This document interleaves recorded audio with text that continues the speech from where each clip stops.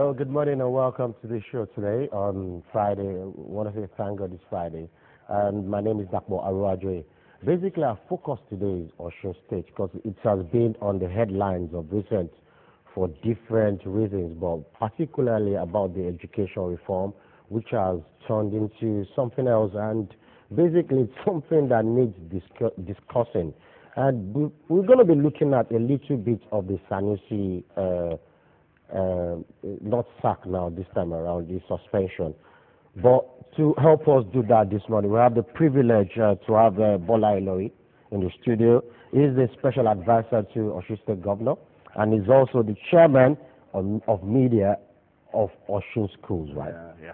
Thank you very much, Bola, for being here. Thank you very much. Thank you very much. Yeah.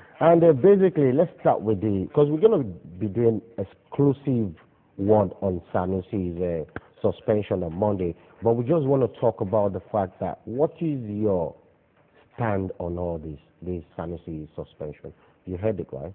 I feel that this is a major challenge to Nigerian civil society to really pick up some of these issues. There has been so much controversy surrounding Nigerian finances in recent time. And you can't take something, there is something you can't take away from Sanusi now, is that he has been the person that has really stepped forward to bail the cat.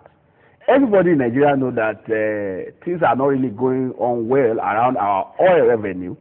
But nobody has really been able to really come out and say this is what is happening. We are talking of gargantuan amount of money. $20 billion is what is in contention now. That is more than the total budget of 2014 in Nigeria. So if you have such a lacuna in a country, that is a serious issue that could not be glossed over. Even if it is not in the interest whomever. So you reckon Sanusi was suspended because of the scandal? I don't think anybody is in doubt about that. Okay. Whomever is in doubt about that would need to... But they said for different reasons. They mentioned different reasons. You know, as I do, that there is nothing that has happened this week that has... There is no new issue raised. There is none of those issues that happened this year.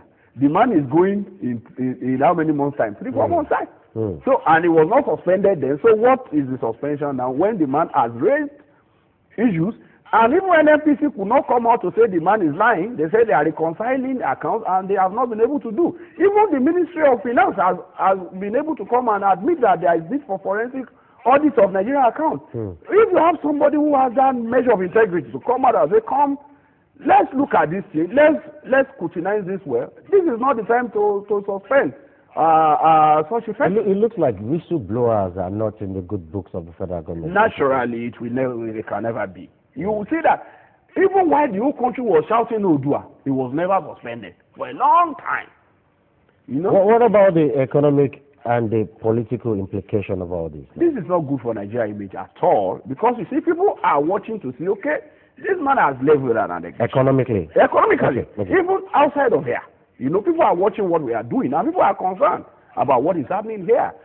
And then you look at the states, all the states of the federation, using Osun as an example, where I know too well, and I know that is what happened across the various strata of governance in Nigeria, is that revenue has been dropping.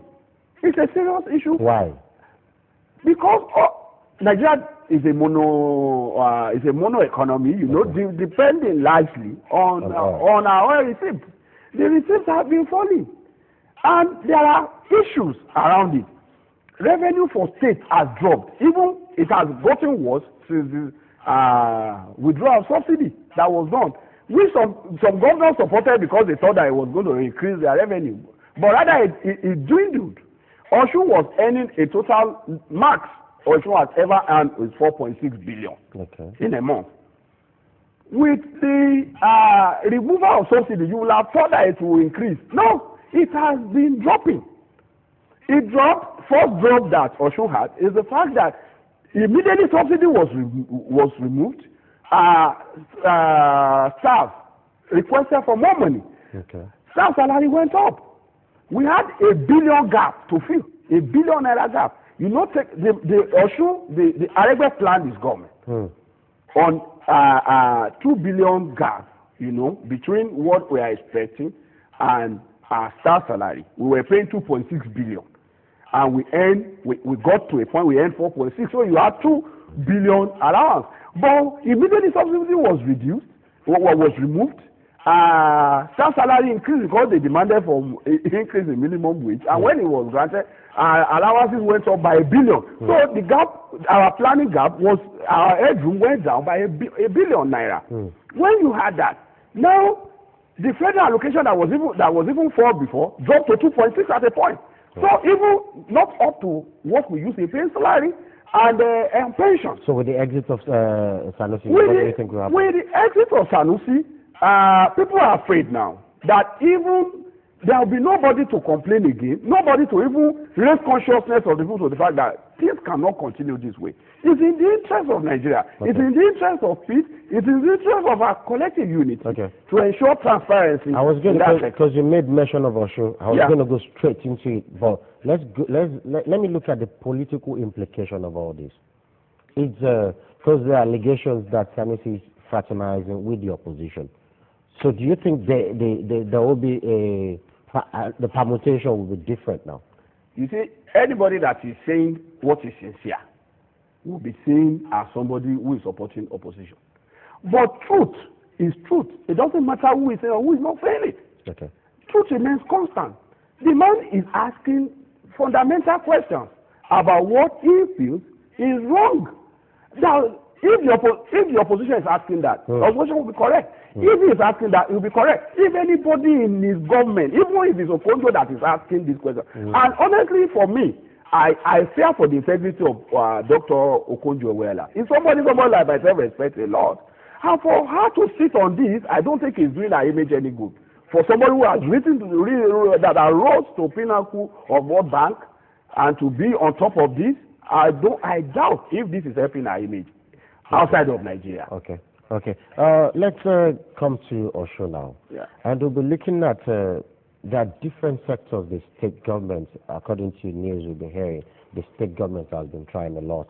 But basically, let's get to look at the education sector. There's what you call the reclassification, and that's the education reform. Yeah. Tell us more about it, because people don't really understand this with reclassification, whereby you have all the students wear the same uniform.